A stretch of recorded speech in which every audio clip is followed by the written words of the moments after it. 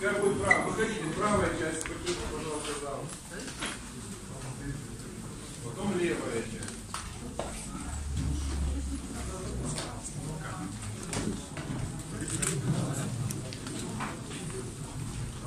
Здравствуйте, Анатолий Башко.